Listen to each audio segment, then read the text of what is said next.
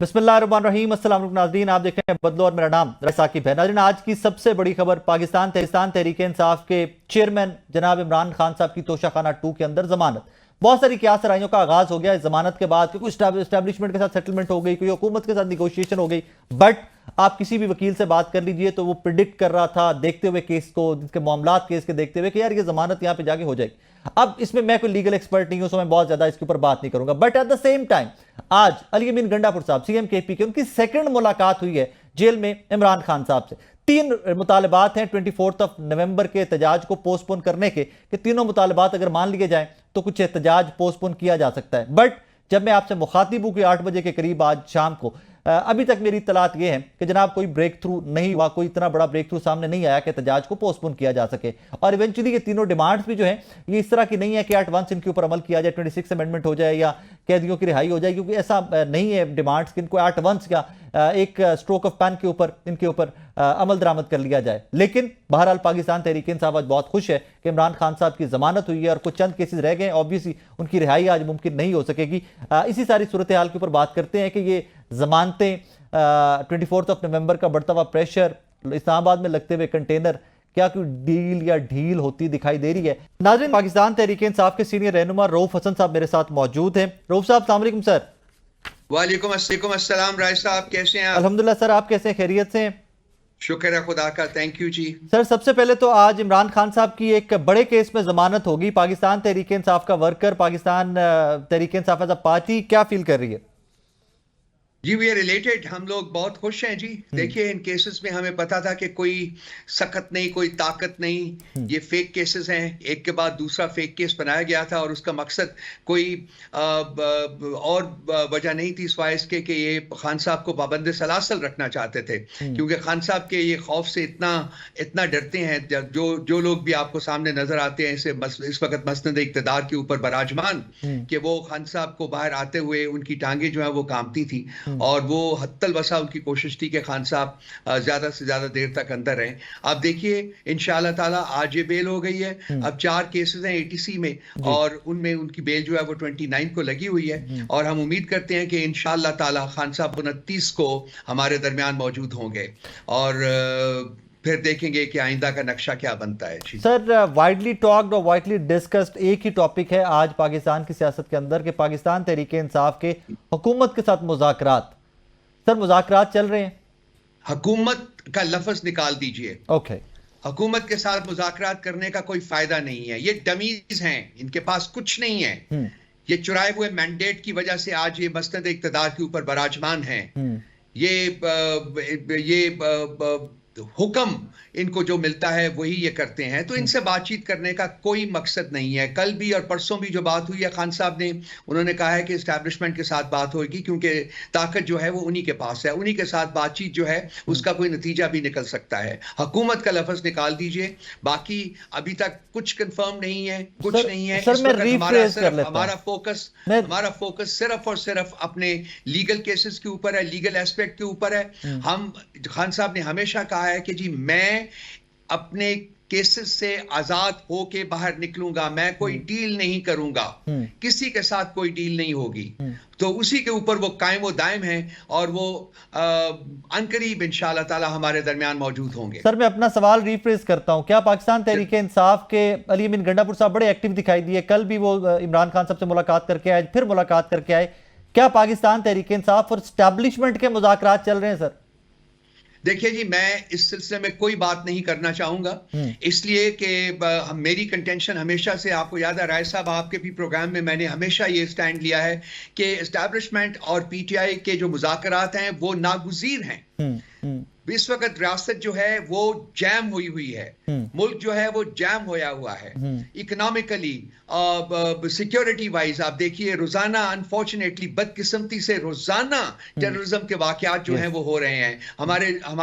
हमारे जो बहादुर हैं वो शहीद हो रहे हैं और किसी भी एस्पेक्ट के ऊपर अगर आप देखिए तो मुल्क आगे नहीं बढ़ रहा, रियासत आगे नहीं बढ़ रही। तो पीटीआई के पास या खान साहब के पास जो कि इस वक्त अडयाला में हैं, उनके पास इस मुल्क को आगे बढ़ाने की कुंजी है, सिर्फ उनके पास है। और इस्टेब्लिशमेंट और हुकूमत का जो पीटीआई के जो मुज़ाकरात हैं वो नागुज़ीर हैं। इसके बगैर मुल्क आगे नहीं बढ़ सकता। ये मेरी कंटेंशन अरसा दराज से रही है और मैं in spite of the fact कि मुझे क्रिटिसिज्म का सामना करना पड़ा है, लेकिन मैंने हमेशा अपनी कंटेंशन जो है वो चेंज नहीं की कभी भी, और यही कहा है कि जी अल्टीमेटली ये मुज़ाकरात होने चाहिए और होंगे। सर, एक आम पाकिस्तानी के लिए, एक आम व्यूअर के लिए, अगर 24 नवंबर का एहतजाज पोस्टपोन हो जाता है किसी तरह से, तो क्या हम ये नतीजा अखज़ कर सकते हैं कि मुज़ाकरात में कोई ब्रेक थ्रू हो गया? 24 का जो एहतजाज है वो अपनी जगह के ऊपर मौजूद है, उसमें किसी किस्म की कोई चेंज नहीं हुई है। इसको चेंज करने का हक सिर्फ और सिर्फ प्रेरोगेटिव सिर्फ और सिर्फ इमरान खान साहब के पास है। वही अगर कुछ कहेंगे तो आगे बढ़ेगा, लेकिन इस वक्त जबकि आप और मैं बात कर रहे हैं, 24 का एहतजाज जो है उसके बारे में किसी किस्म की कोई चेंज नहीं की गई, वो मौजूद है और इंशाअल्लाह ताला 24 को एहतजाज होगा, ना सिर्फ इस्लामाबाद में बल्कि पूरे मुल्क में एहतजाज होगा। रऊफ साहब, ये भी फरमाइएगा कि अभी रिसेंट जो मामला चल रहे हैं, 3 डिमांड बड़ी हैं पाकिस्तान तहरीक इंसाफ की, बल्कि 3 ही डिमांड्स हैं अगर एहतजाज पोस्टपोन करवाना है। लेकिन सर, इन तीनों डिमांड्स में से कोई एक भी डिमांड ऐसी नहीं कि जो एट वंस हो जाए। ये एक स्लो ग्रेजुअल प्रोसेस हो सकता है, निगोशिएशन इसके ऊपर हो सकती है।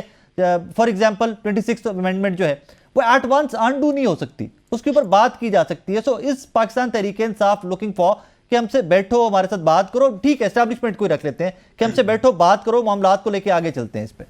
देखिए, एक काम तो फौरन हो सकता है ना जी, ये हुकूमत रिजाइन करे और नए इलेक्शंस को अनाउंस करे, खत्म, बाकी सब कुछ अपनी जगह के ऊपर आ जाएगा। ये हुकूमत जाली हुकूमत है, चोरी के मैंडेट के ऊपर बैठी हुई है, कोई लेजिटिमेसी नहीं है, कोई रेलेवेंस नहीं है, मुल्क को जैम कर दिया इसने। रिजाइन करे, नए इलेक्शंस अनाउंस करे, फौरन हो सकता है ना। इसके लिए तो हमें 10 महीने या 10 साल इंतजार करने की जरूरत नहीं है ना। तो सर, हुकूमत तो फिर ऑब्वियसली बैठी कभी भी इस तरह रिजाइन तो नहीं ना करेगी कि अपनी हुकूमत खुद खत्म करके। वो राना सनाउल्लाह साहब बार बार कह चुके हैं कि हम फिर जेल में होंगे। राय साहब, इस हुकूमत को जाना होगा, इस हुकूमत का जाना ठहर चुका हुआ है। इस मुल्क ने ठीक होना है, इस मुल्क को राह रास्त पर डालना है, और वो ये हुकूमत, ये चोरों का मुरक्कब जो है ये नहीं कर सकते। उसके लिए आपको इलेक्शन करवाने होंगे, या मैंडेट जो इन्होंने चोरी किया हुआ है उसको रिवर्स करना होगा, और उस शख्स को, उस पार्टी को वो मैंडेट मिलना चाहिए जिसको लोगों ने वोट दिया है। सर, एक और स्टेटमेंट है, वो थोड़ी सी ट्रिकी है, वो उस पर थोड़ी सी हमें समझा दीजिएगा प्लीज। अली अमीन गंडापुर साहब की स्टेटमेंट है कि जनाब सरों पे कफन बांध के आएंगे इस दफा। पीएमएलएन के कुछ रहनुमा वो बात करते हैं जी, ये मरने मारने की बातें कर रहे हैं, ये थ्रेटन कर रहे हैं हमें, और ये मरने मारने आ रहे हैं इस्लामाबाद। राय साहब, सियासत, ये सियासत का फील्ड है जी। यहां बहुत कुछ कहा, आपको याद है नवाज शरीफ साहब ने पार्लियामेंट के फ्लोर के ऊपर कहा था कि ये हैं वो जराए जी जिससे मेरे दौलत हासिल की है, और उसके बाद उनको कहा गया था जो इसको जस्टिफाई करने के लिए कि ये तो पॉलिटिक्स था, it was a political statement. इसके अलावा भी मैं बहुत सारी और मिसालें दे सकता हूं। भाई, खान साहब ने और पीटीआई ने जब भी कोई इलेक्शन, जब भी कोई जलसा किया है, कोई पॉलिटिकल इवेंट किया है, और सैकड़ों किए हैं, क्या एक ईंट भी क्या एक गमला भी टूटा है, एक फूल भी टूटा है? कभी नहीं। हम एक अमन पसंद पॉलिटिकल पार्टी हैं, और हमारी तमाम जो सियासी एहतजाज होता है वो पुरअमन होता है। ये 24 का एहतजाज भी पुरअमन होगा, हमारी तरफ से पूरा पुरअमन होगा। हाँ, रियासत अगर अपनी फस्तायत का मुजाहरा करेगी तो फिर कॉन्सिक्वेंसेस जो है वो भी उन्हीं की जिम्मेदार ठहरेगी, खुद ठहरेगी। हमारी तरफ से कोई किसी किस्म का अमन को वायलेट करने का कोई इनिशिएटिव, कोई काम, कोई इक़दाम जो नहीं किया जाएगा। रऊफ साहब, सर्विसेज चीफ की मुद्दत मुलाजमत बढ़ी अभी रिसेंटली, क्या पाकिस्तान तहरीक इंसाफ उस सारे मैटर को भी टेकअप करना चाहती है, या they are okay with it? देखिए जी, वो 5 साल उन्होंने बढ़ाया है, एक 3 साल से 5 साल किया है। वो मामला जो है वो जब हुकूमत बदलेगी, जब आएगी, ये लोग जाएंगे तो उसके बाद देखा जाएगा। लेकिन वो उसके बहुत सारे फैसेट्स हैं, उन तमाम फैसेट्स को डिस्कस करके उसके एक्सटेंसिवली डिस्कस करके उसके बाद बात की जाएगी। मुद्दत मुलाजमत एक वेरिएबल फैक्टर होता है, लेजिस्लेचर को हक होता है कि जी वो उसको कर सके। प्रॉब्लम यहाँ सिर्फ ये है कि इस हुकूमत जिसने ये काम किया है इसकी कोई लेजिटिमेसी नहीं है, कंसेक्वेंटली उसके ऊपर भी एक शैडो ऑफ डाउट आया हुआ है। तो उसको जब हुकूमत चेंज होगी, एक जेन्युइन हुकूमत आएगी, वो लोग ऐसी हुकूमत आएगी जिस पे लोगों का ट्रस्ट है, कॉन्फिडेंस है, तो इस मामले को भी देख लेंगे। So basically PTI is not happy with that even? नहीं, मैंने ये बिल्कुल नहीं कहा कि हम खुश हैं या नाखुश हैं। ये मामला जो है ये जब आएगा पार्लियामेंट के सामने, अगर आता है, जब अगर आता है तो उसके ऊपर देख लिया जाएगा। Okay, eight once Bushra Bibi साहिबा इस एहतजाज को लेकर 24 नवंबर के ड्राइविंग सीट पे दिखाई देती हैं, इंस्ट्रक्शंस डायरेक्टली उनकी आ रही हैं। पहले तो कुछ डाउट्स भी थे, बट इवेंचुअली एक ऑडियो भी आ गई जिसमें हमने वो बड़ी क्लियर कट इंस्ट्रक्शन सुनी कि इतने इतने बंदे लेके आने हैं। Sir, do you think it's justified कि आप एक एमपीए को प्रेशराइज करें कि 5000 बंदा आप लेके आओगे, 10,000 बंदा एमएनए लेके आएगा? मैंने वो ऑडियो नहीं सुनी जी। इसलिए मैं ज्यादा बात उसके ऊपर नहीं कर सकता, लेकिन देखिए हर पॉलिटिकल पार्टी का एक अपना अपना तरीका होता है, और जो मौके की नजाकत के साथ वो तरीका जो है वो बदलता रहता है। ये जो है इस वक्त जो मामलात हैं वो इंतहाई नाजुक दौर में दाखिल हो चुके हुए हैं, इसलिए इंपॉर्टेंट है कि अगर हमारा प्रोटेस्ट हो तो वो इफेक्टिव प्रोटेस्ट होना चाहिए। तो इस सिलसिले में अगर कोई इनिशिएटिव्स लिए गए हैं तो वो मेरा ख्याल है मुनासिब हैं, गैर मुनासिब नहीं है। सर, उसमें एक और शर्त ये भी रखी गई कि जो पीटीआई का रहनुमा सामने नहीं आएगा, फुटेज में नजर नहीं आएगा, वीडियो में नजर नहीं आएगा प्रोटेस्ट की, वो बेशक खुद को पार्टी से अलग कर ले। सो मैं अब रऊफ हसन साहब से बात कर रहा हूं, शुड आई एक्सपेक्ट कि रऊफ हसन साहब खुद मुझे उन फुटेजेस में लीड करते हुए नजर आएंगे? देखिए, जिन जिन लोगों की रिस्पॉन्सिबिलिटी लगी है जो जो काम करने में, उन्होंने वो काम करने हैं, ठीक है जी। और वो अगर वो काम नहीं करेंगे तो लाजमी बात है कि वो डिफॉल्ट कर रहे हैं। अब पार्टी के ऊपर मुनहसर है कि पार्टी क्या इकदाम लेती है उनके बारे में। वो पार्टी में रहते हैं, नहीं रहते, या उनको शो कॉज दिया जाता है, जो कुछ किया जाता है। मैंने जैसा कि पहले अर्ज किया राय साहब, ये एक तरीका होता है किसी भी इवेंट को, खासकर पॉलिटिकल इवेंट को कामयाब बनाने के लिए। तो ये कोई ऐसा चुनो कोई अनहोनी बात नहीं है ये कि कभी नहीं गया या बाकी पॉलिटिकल पार्टीज ने किया। ये तमाम पॉलिटिकल पार्टीज करती हैं, ऐसे ही काम करती हैं। हर एमएनए, हर एमपीए की और हर पार्टी ऑफिशियल की ड्यूटी लगाई जाती है कि जी आपने इतने लोग लेके आने हैं। आपको पता नहीं पीएमएलएन कैसे जलसे करती थी या पीपल्स पार्टी कैसे जलसे करती है। तो ये कोई अनहोनी बात नहीं है। आगे बढ़ते हैं मेरा ख्याल। सर, गेम प्लान है क्या? डी चौक पहुंचना है, धरना देना है, पूरे पाकिस्तान के मुख्तलिफ शहरों में धरने देने हैं, मुख्तलिफ शहरों में प्रोटेस्ट करना है? कॉज अभी कुछ देर पहले मैं देख रहा था एक ब्रोशर सा, पूरी दुनिया के डिफरेंट शहरों में पाकिस्तान तहरीक इंसाफ प्रोटेस्ट करने जा रही है। गेम प्लान क्या है? इवेंचुअल टारगेट क्या है? जी, प्रोटेस्ट होगा, एक्सटेंसिव प्रोटेस्ट होगा। इस्लामाबाद पहुंचना है, डी चौक की बात नहीं की गई। इस्लामाबाद पहुंचना है। और ये आइंदा 4 दिन में 2-3 दिन जो हैं रहते हैं 24 तक, उसमें आपको जो बाकी जो इसके अहदाफ हैं, बाकी जो किस तरीके से ये प्रोटेस्ट होना है, मेरा ख्याल है वो आपके सामने वो आते रहेंगे। मैं इस वक्त आपके साथ बात करते वक्त मैं इसके बारे में और ज्यादा कुछ नहीं कह सकता, लेकिन सारे मुल्क में प्रोटेस्ट होगा। और अगर हमारा डायस्पोरा जो है वो मुल्क से बाहर भी प्रोटेस्ट कर रहा है तो बिल्कुल वो भी ठीक है। और इस्लामाबाद पहुंचेंगे। डी चौक की बात मैं रिपीट कर रहा हूं, डी चौक की बात नहीं की गई। और पहुंच के धरना दिया जाएगा यहां पे? ये भी नहीं बात हुई अभी तक। कल परसों तरसों खान साहब ने फाइनलाइज करना है, उनकी तरफ से ऐलान आएगा कि क्या करना है। इस वक्त जो उनकी तरफ हुक्म है कि इस्लामाबाद पहुंचना है, इस्लामाबाद पहुंचा। सर, एक और लफ्ज आजकल फिर बहुत सुनने को मिल रहा है जी, फलां लीडर पाकिस्तान तहरीक इंसाफ का कॉम्प्रोमाइज्ड है, फलां कॉम्प्रोमाइज्ड है। सर, ये कॉम्प्रोमाइज्ड के लफ्ज की इस्तिलाह को आप कैसे देखते हैं? How do you see it के कॉम्प्रोमाइज क्या है? What is it? देखिए, जब तक पेड न्यूज छपती रहेंगी जी, उस वक्त तक इस किस्म की गुफ्तगू होती रहेगी। पार्टी यूनाइटेड है, खान साहब की लीडरशिप के पीछे, पार्टी यूनिफाइड अप्रोच के साथ आगे बढ़ रही है। ये सारा कुछ जो आपके सामने हो रहा है ये अदरवाइज नहीं हो सकता था। पार्टी अगर डिवाइडेड होती तो पार्टी तितर बितर हो चुकी होती। 2.25 साल की फस्तायत के बावजूद आज पार्टी वहीं खड़ी है, बल्कि उससे भी ज्यादा मजबूत है, उससे भी ज्यादा वायबल है। तो ये तो सिर्फ इस एक आर्गुमेंट से इस किस्म की पेड कंटेंट जो आता है, मैं नाम नहीं लूंगा क्योंकि वो हमेशा इसी किस्म का पेड कंटेंट जो है वो पब्लिश करता है अपने नाम से, वो सब डिसइंफॉर्मेशन होती है, पार्टी के अंदर रखना डालने की कोशिश है। इसमें ना आज तक ना कामयाब हुए हैं, ना ही आइंदा कामयाब होंगे। पार्टी यूनाइटेड है। सर, आप लोग कैटेगोरिकली रिफ्यूट भी तो नहीं ना करते। चले मैं नाम ले लेता हूं, अंसार भाई साहब ने वो खबरें छापी रिसेंटली 2-3 दिनों के अंदर इस तरह की। देखिए, जिस शख्स का नाम आपने लिया मैं फिर नहीं लूंगा, आप मुझे उसकी पहले इस किस्म की कोई एक खबर मुझे बता दें जो सच साबित हुई है। एक बता दीजिए मुझे राय साहब। I should be personally very grateful to you कि इस शख्स की खबर जो है वो फैक्ट बेस्ड है और वो सच साबित हुई है।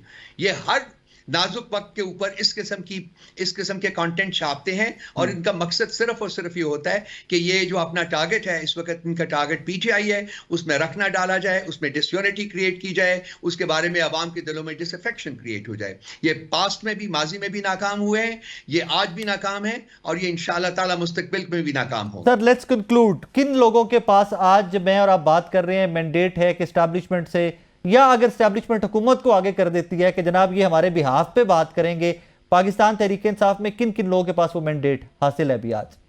खान साहब के पास एक्सक्लूसिव मैंडेट है फैसला करने का, नंबर एक बात। नंबर दो बात, 2 दिन पहले उन्होंने अली अमीन गंडापुर साहब और बैरिस्टर गौहर को कहा है जी कि आप बात करें। उन्होंने इजाजत मांगी थी, जो इजाजत खान साहब ने उनको दी है। 21 तारीख की डेडलाइन है, विच इज टुमारो, कि 21 तक कोई फैसला कर लीजिए तो हम बात कर सकते हैं। सर इजाजत मांगने का मतलब, मेरे जैसा मासूम आदमी ये समझता है कि कहीं से कोई इंगेज किया गया तो इजाजत मांगने गए। आप इतने मासूम भी नहीं है राय साहब। सर इसकी मतलब बजाय तो ये समझ आता है कि कहीं से कुछ ना कुछ टच किया गया, तो उन्होंने कहा यार हमें टच किया गया, बताएं अब क्या करना है। तो उन्होंने कहा यार ठीक है, let's sit together and talk about it. मेरे भाई चलिए आगे बढ़ते हैं। Rauf Sahab thank you very much for your time, thank you. नाज़रीन Pakistan Tehreek thank you sir, thank you. Rauf Hasan Sahab मेरे साथ मौजूद थे। गुफ्तगू आपने सुनी कि जनाब 24 नवंबर एहतजाज की प्रिपरेशन जारी है, कोई रिलीफ या कहीं पर इसको पाकिस्तान तहरीक इंसाफ इस एंगल से नहीं देख रही कि 24 नवंबर को पोस्टपोन किया जाए, या स्ट्रेट अप एंगेजमेंट भी अगर गवर्नमेंट के लेवल के ऊपर है तो रऊफ हसन साहब ने कैटेगोरिकली रिफ्यूट किया है कि we are not going to settle for that. Pakistan Tehreek Insaf आज भी मुज़ाकरात डिमांड करती है तो सिर्फ स्टैब्लिशमेंट से मुज़ाकरात डिमांड करती है। और एज ए सर, जिस तरह रऊफ साहब फरमा रहे थे कि एक काम तो गवर्नमेंट कर सकती है ना कि एट वंस रिजाइन करें, नेक्स्ट इलेक्शन कॉल कर दें, क्योंकि बाकी 26 अमेंडमेंट या जो बाकी मामलात हैं वो लीगल मैटर है, लीगल प्रोसेस है, वो वक्त लगेगा, उसके ऊपर बाय फेजेस होगा वो, अगर होगा भी तो। बट एक चीज है जो लगता है कि तहरीक इंसाफ की तीनों डिमांड में से एक डिमांड के ऊपर इवेंचुअली आकर बात फंसती नजर आ रही है मुझे तो, और वो ये है कि गवर्नमेंट एट वंस रिजाइन करे और इलेक्शन कॉल करे। एक छोटा सा ब्रेक लेना है मुझे, ब्रेक के बाद वापस आते हैं, मेरे साथ रहिएगा।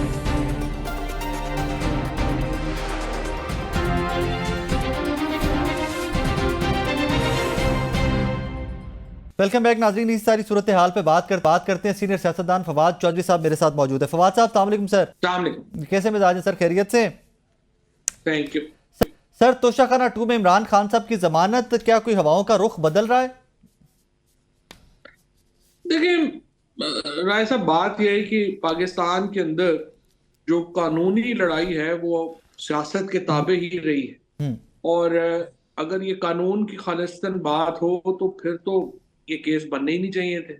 आपको पता ही है, आप इतने सालों से कवर भी कर रहे हैं, शुरू से कवर कर रहे हैं कि कितने मज़ाक़ा खेज मुकदमे हैं जो इमरान खान के ऊपर बनाए गए हैं, और इसमें जो 2 सालों से जो लड़ाई है वो कानूनी महाज पे तो हो ही रही है और उसमें कामयाबियां हो रही हैं, लेकिन जाहिर है कि ये जो मुलाकातें हैं या जिस तरीके से एक मुज़ाकरात की गुफ्तगू और बातचीत हो रही है, और उसको पहली बार हुकूमत की तरफ से भी उस शिद्दत से मुस्तरद नहीं किया जा रहा, पीटीआई की तरफ से भी नहीं किया जा रहा, तो यकीनन ये सियासत के अंदर भी एक मुस्बत तब्दीली हमें नजर आ रही है, और पाकिस्तान के लिए भी यही बेहतर है कि हम इसको आगे लेके चले, हरारत सियासी नीचे आए।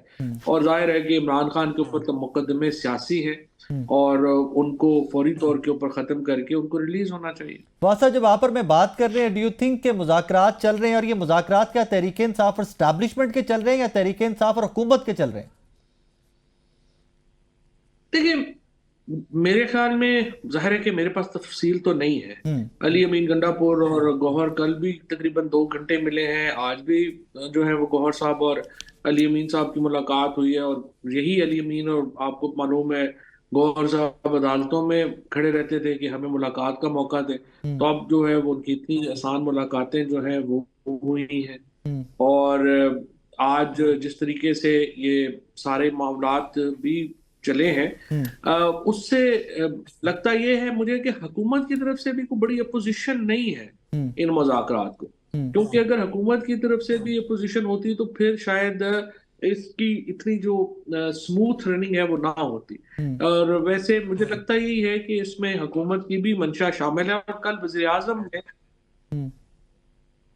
सर अभी तो कुछ देर पहले रऊफ साहब हमारे शो में कह के गए हुकूमत तो इररेलेवेंट है, अगर मुज़ाकरात करेंगे तो हम सिर्फ एस्टैब्लिशमेंट से करेंगे, दैट्स इट।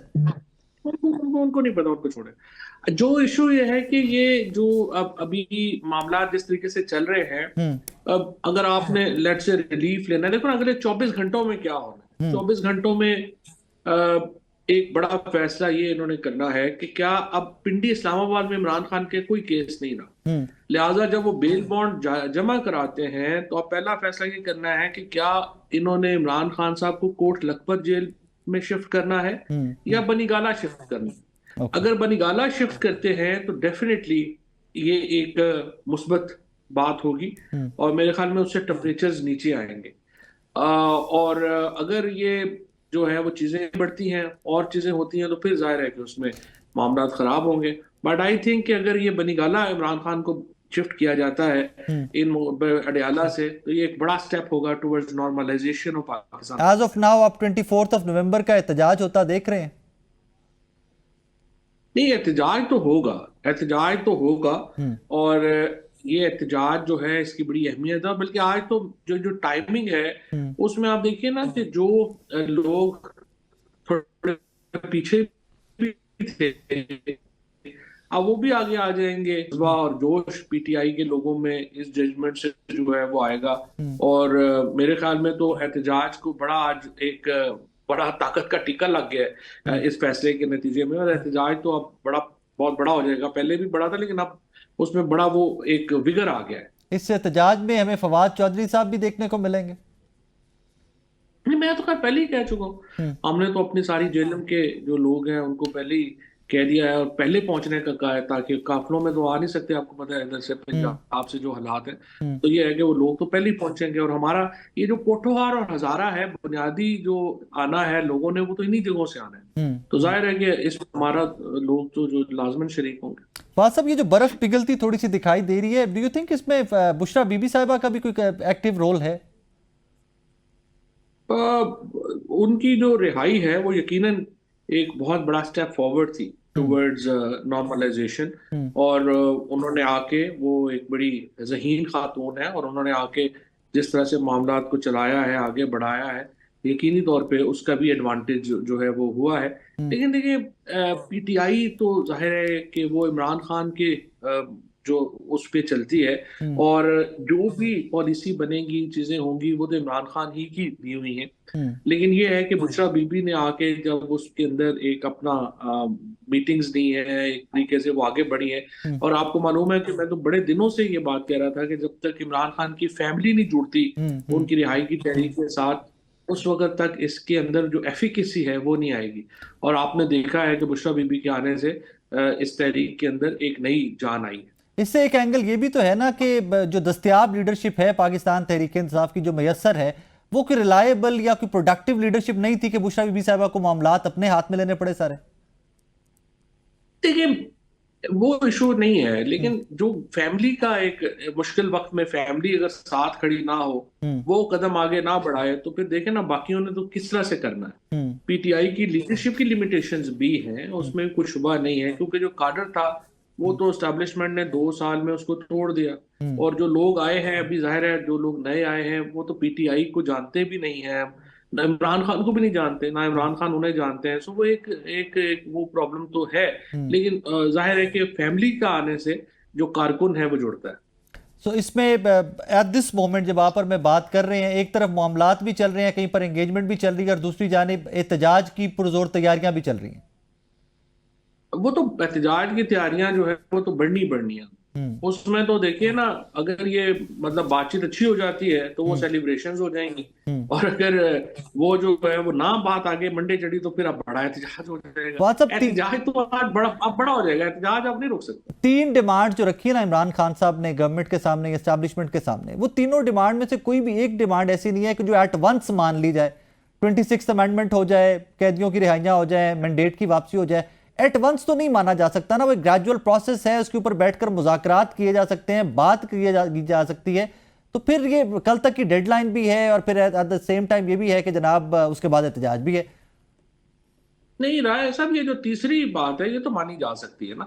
इमीडिएट जो बात मानी जा सकती है या जिसपे हुकूमत रिलीफ देने की पोजीशन में है, वो तो कैदियों को, पॉलिटिकल कैदियों को रिलीफ देने का मामला है। और देखिए उनको रिलीफ देने में जो है वो बड़ी आसान है। मसलन मेरे ख्याल में आप पैरोल दे सकते हैं। जो हमारे उमर चीमा साहब हैं, महमूद रशीद हैं, एजाज चौधरी हैं, शाह साहब हैं, इन लोगों को तो फौरी तौर के ऊपर जो है वो पैरोल पे रिहा किया जा सकता है। उनकी जो अपना उनकी वैसे ही आपको पता है कि आप उनके ऊपर जो केसेस हैं 18-18 महीने हो गए उनको अंदर, उनकी बेल वैसे ही उनकी एंटाइटलमेंट है, उनके जो है हालात हैं उनको जो है वो बेहतर किया जा सकता है। एजाज साहब का प्रोडक्शन ऑर्डर जो है वो नहीं हो रहा, वो किया जा सकता है। इसी तरह से इमरान खान को मेरे ख्याल में जो अगले 24 घंटों में या 48 घंटों में सबसे अहम चीज जो इंडिकेट करेगी फ्यूचर पॉलिटिक्स, वो ये है कि क्या इमरान खान जो है उनको वो कोट लखपत लेके जाते हैं या उनको बनीगाला लेके जाते हैं। सो दैट विल डिसाइड के चीजें किस तरफ जा रही हैं। फवाद साहब एक स्टेटमेंट क्या नीचे आ जाएगा ना जी, अगर इमरान खान को बनीगाला लेके जाते हैं तो उससे सारा टेम्परेचर वैसे ही नीचे आ जाएगा। All right. अच्छा, एक लफ्ज या एक टर्म बड़ी इस्तेमाल हो रही है आजकल पाकिस्तान तहरीक इंसाफ की लीडरशिप के लिए जी, फलां भी कॉम्प्रोमाइज्ड है, फलां भी कॉम्प्रोमाइज्ड है। सर ये कॉम्प्रोमाइज की टर्म क्या है? What is it? I am unable to understand it. वो ऐसा बात यह है कि दो चीजें होती है ना। एक चीज होती है कि अगर आप अपनी कुछ सलाहियतों के ऊपर आप रिलाय करें ऊपर जाने के लिए, और दूसरा तरीका होता है कि अल्लाह करे सारा पिंड मार जाए। तो ज्यादातर लोग हैं दूसरे तरीके के ऊपर अमल करना चाहते हैं। तो बाकी तो और कोई इशू। अच्छा, ये फरमाइएगा कि सोशल मीडिया, आप जब इक्तदार में भी थे आप तो बड़ा प्रमोट करते हैं डिजिटल मीडिया को, मामलात को यहां पर लाने में सोशल मीडिया का पॉजिटिव किरदार रहा पाकिस्तान तहरीक इंसाफ का, या नेगेटिव किरदार रहा जहां पर आज तहरीक इंसाफ खड़ी? नहीं देखिए, सारा एक तरह तो नहीं होता। एक पॉजिटिव भी होता है, नेगेटिव भी होता है। पॉजिटिव तो जाहिर है कि मैंने 2018 में मैंने जब पहली meeting as a minister information ली, जिसके बाद सारा मीडिया मेरे खिलाफ हो गया, मैंने कहा था ये 5 साल ही हैं, इसके बाद नैरेटिव सेटिंग और सारी इंपॉर्टेंस जो है वो सोशल मीडिया पे चली जाएगी, और आपका जो बिजनेस मॉडल है उसको आप चेंज करें। क्योंकि आपका तो सिंपल मॉडल है कि गवर्नमेंट आपको पैसे दे और आप उसके ऊपर चलाएं, जो टैक्स पेयर का पैसा है तो वो तो हो गया है। ऑब्वियसली वो तो होना ही था, वो तो हो गया। जो दूसरा इंपॉर्टेंट जो लेकिन जहां पे प्रॉब्लम आई है वो ये आई है कि जो हमारे लोग जो एंटी आर्मी अकाउंट्स हैं उनके अंदर, जैसे ये आदिल राजा हो गया, हैदर मेहदी हो गया और लोग हो गए, और सेपरेटिस्ट मूवमेंट्स के अकाउंट्स हो गए, रॉ के अकाउंट्स हो गए, वो ना जानते हुए ना समझते हुए वो उस प्रोपेगेंडे का हिस्सा बन गए जो कि कभी भी नहीं होना चाहिए था। और मेरा ख्याल है पीटीआई की, चूंकि हम सब लोग जो है वो जेलों में थे, फारग थे, और हमें जो है वो बिल्कुल ही उन्होंने जो है वो सियासत से भी आउट कर दिया एस्टैब्लिशमेंट ने। तो वो जो एक नेक्सस था पाकिस्तान मुखालिफ अकाउंट्स का, वो पीटीआई को जितनी क्लियरली उससे एक अपना परे हटना चाहिए था, उसमें देरी हो गई। अब तो खैर पीटीआई के लोग काफी जो है वो इसके ऊपर क्लियर है कि ये अकाउंट्स का उनसे कोई ताल्लुक नहीं है। लेकिन इसके बावजूद मैं समझता हूँ कि जो क्लैरिटी होनी चाहिए, और जब भी मेरी खान साहब से मुलाकात होगी इंशाल्लाह, मेरी पहली उसके साथ यही गुजारिश होगी कि ये जो अकाउंट्स हैं इनके ऊपर आप वाजे आपका बयान होना चाहिए कि हमारा इनसे कोई ताल्लुक नहीं है। क्योंकि इमरान खान तो हमेशा पाकिस्तान को यही कहते हैं कि वो पाकिस्तान भी हमारा है और फौज भी हमारी। लेकिन शख्सियात के ऊपर वो बाय नेम तनकीद तो करते रहे ना, एस्टैब्लिशमेंट से भी शख्सियात के ऊपर। शख्सियात का इशू नहीं है, शख्सियात के ऊपर तो उनके फैसले जो होते हैं वो कभी सही होंगे कभी गलत होंगे, वो तो तनकीद होती भी है और उनको भी वो उसको माइंड भी नहीं करना चाहिए। बट इंस्टीट्यूशन को आपको अलहदा करना है। इंस्टीट्यूशन के बगैर तो आप नहीं ना, फौज का इदारा हो या कोई भी इदारा हो फॉर दैट मैटर, इदारों के बगैर तो मुल्क नहीं होते। माय लास्ट क्वेश्चन सर, अभी रिसेंट जो सर्विसेज चीफ की मुद्दत मुलाजमत बढ़ाई गई है, do you think Pakistan Tehreek Insaf is okay with that, और ये कोई रिजर्वेशन नहीं है इनको टेकिंग दैट? आई थिंक इसके ऊपर कोई बड़ी गुफ्तगू हुई नहीं है, और कोई बड़ी जो है वो ऑब्जर्वेशन आई नहीं है कि इसके होना चाहिए नहीं होना चाहिए, इसके फेवर में क्या पॉइंट्स हैं, इसके अगेंस्ट क्या पॉइंट्स हैं। तो पीटीआई के ने भी इसके ऊपर कोई बड़ी ज्यादा आई थिंक कोई बात की नहीं है, because other issues are so इतने बड़े हो गए कि इनके ऊपर बात जो है वो हो नहीं सकी। बहरहाल इसके ऊपर इसका फायदा क्या है, नुकसान क्या है, दोनों तरफ ही पॉइंट ऑफ व्यूज मौजूद हैं। और आई थिंक इसके ऊपर भी एक डिटेल बात होनी चाहिए। और दोबारा एस्टैब्लिशमेंट का और जो रोल है पॉलिटिक्स के अंदर जो बहुत ही ज्यादा हो गया है, उसको डेफिनेटली जो है वो कम होना है। इस तरह तो मुल्क नहीं चल सकता है जिस तरह से अब चल। फवाद चौधरी साहब, thank you very much for time. नाज़रीन, फवाद चौधरी साहब सीनियर पॉलिटिक्स साथ मौजूद थे। सैर हासिल गुफ्तगू, तमाम टॉपिक्स जिनके ऊपर मैं भी सवालों के जवाब चाहता था, आई एम श्योर कि मेरे लिसनर भी जो है वो उसके ऊपर ब्रेन स्टॉर्मिंग हो रही थी, उसके ऊपर सवाल जवाब हो रहे थे कि व्हाट नेक्स्ट। तो उसके ये तमाम चीज़ें, बहरहाल जो एक लास्ट क्वेश्चन था मेरा, ये सवाल मैं बार बार लोगों के सामने रख रहा हूँ कि क्या पाकिस्तान तहरीक इंसाफ को सर्विसेज चीफ की मुद्दत मुलाजमत बढ़ाने के ऊपर कोई एतराज़ है? तो इसका जवाब तमाम इतराफ से तकरीबन ना मिलता है। रीज़न कि ये कहीं पर भी अंडर डिस्कशन नहीं आया। ये कुछ टेक्निकलिटीज इस किस्म की हैं कि जिनके ऊपर तहरीक इंसाफ ने सेटअप के साथ चलने का, निज़ाम के साथ चलने का इंदिया भी दे दिया हुआ है। और इसके ऊपर सलमान अकरम राजा साहब की स्टेटमेंट कैटेगोरिकली पड़ी हुई है कि जनाब अब हमें इसी निज़ाम के साथ चलना है। अब ये 24 घंटे 48 घंटे जो है अगले, ये डिसाइड करेंगे कि क्या, जिस तरह फवाद साहब कह रहे थे कि इमरान खान साहब को जमान पाक या बनी काला मूव किया जाता है या यहाँ सर अडियाला मूव किया जाता है, तो वहां से पॉलिटिकल टेम्परेचर जो है उसको गेज कर सकेंगे आप और मैं कि व्हाट नेक्स्ट, फर्दर क्या होने जा रहा है। पर एक मुझे छोटा सा ब्रेक लेना है, मेरे साथ रहिएगा, ब्रेक के बाद वापस आते हैं।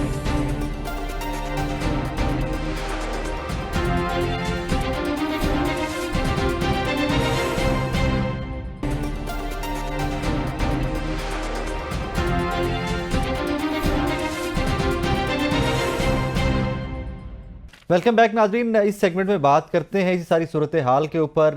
24 नवंबर प्रोटेस्ट की call, but at the same time एक बड़े केस के अंदर इमरान खान साहब की जमानत इस्लामाबाद हाई कोर्ट से, क्या इसमें कोई मुज़ाकरात या बैक एंड पे कुछ मामला चल रहे हैं? PMLN उसको किस तरह देखती है? ऑब्वियसली गवर्नमेंट तो नहीं की है, तो वो उसको किस तनाजुर में देखते हैं? आमना शेख साहब मेरे साथ स्टूडियो में मौजूद हैं। आमना, अस्सलाम वालेकुम, कैसी हैं आप? खैरियत से? बिल्कुल ठीक, थैंक यू साकिब। एक बड़ी खबर आप yes हो सकती है, हमारे लिए तो इट्स नॉट अ बड़ी। I think for everyone.